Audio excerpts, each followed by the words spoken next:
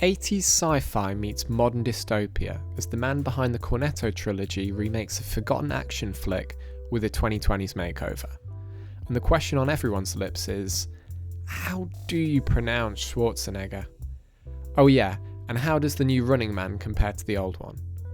First things first, the original Running Man came out in 1987. Let your mind run wild on what a late 80s sci-fi B-film would look like and times it by 10.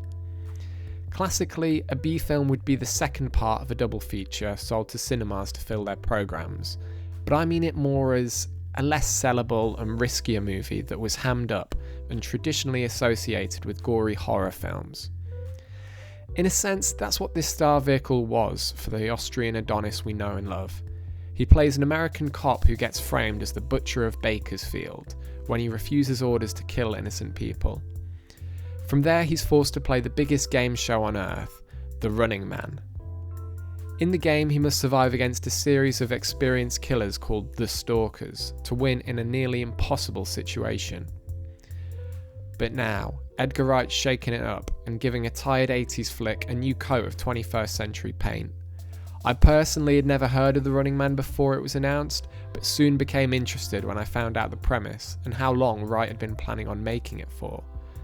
Back in 2017, he was asked randomly which film he'd like to remake, to which he quickly responded with The Running Man. One baby and a night in Soho later, he's here with his latest creation, fronted by Glen Powell. The original had puns, blood and action, and in fairness it did these things very well. Great set design and mediocre to bad performances made for a fairly enjoyable time. It was funny whilst also having the foresight to criticise modern media through the lens of a dystopian America. Despite being a modern hellscape, this version of America thinks it's more utopian than totalitarian. Wright's Running Man, however, differs. He creates a different version of the Running Man that's more about a deadly neighbourhood watch than killer bullies on the loose, which were in the 1987 version. Yet when you come to think about it, a narrative change for 2025 does make sense considering this comes from the man that made Hot Fuzz. Who knows, we might look back and say it was for the greater good. It's all about the greater good. The greater good. Anyways, The Running Man was pretty great, but just didn't quite itch that space that the original surprisingly did for me. Schwarzenegger's constant swap between anger and puns felt much more natural than Glen Powell trying to act mean and serious. I can't fully describe it, but it just didn't gel for me. His face emanates too much nice guy energy for me to believe he's got an anger management problem. On top of that, it's all just a bit too nudge nudge wink wink, see what we did there, in reference to absolutely everything. Yes, there's a nice smattering of callbacks to the original if you look hard enough, but the pacing just felt so rushed. It has none of the suspense and joy of the 1987 version. There was a film that knew it was on thin ice.